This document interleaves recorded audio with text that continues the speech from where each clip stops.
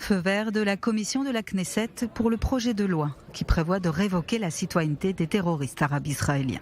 Ce lundi, le président de la coalition, Ophir Katz, a approuvé une exemption qui accélérera le processus législatif de ce texte et permettra au Parlement israélien de procéder à un vote dans un délai de 2 semaines. Un projet de loi qui a obtenu l'approbation d'une partie de l'opposition. Le vote en lecture préliminaire est prévu dès mercredi. Après l'approbation du projet de loi, il sera notamment possible de révoquer la citoyenneté israélienne du terroriste Karim Younes, qui avait assassiné le soldat Avraham Bromberg en 1980 et a été libéré de prison jeudi dernier, ouvrant ainsi la voie à son expulsion. Il en va de même pour son cousin et complice, Maher Younes, qui sera libéré dans 1 semaine et demie.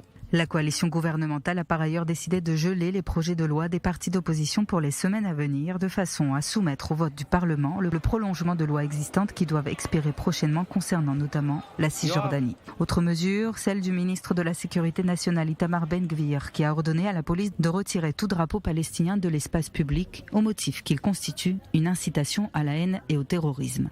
Cette décision du ministre a été annoncée après que des drapeaux palestiniens aient été brandis durant les manifestations contre le gouvernement à Tel Aviv samedi soir. Le Premier ministre Benjamin Netanyahou a lui aussi fustigé la présence de ces drapeaux lors de cette protestation. Par le passé, la police avait déjà œuvré à retirer les drapeaux palestiniens de l'espace public sous l'ancien gouvernement, dirigé d'abord par Naftali Bennett puis par son successeur Yair Lapid. Elle avait notamment banni ces drapeaux des funérailles de la correspondante d'Al Jazeera, Shirin Abu Akleh, en mai dernier.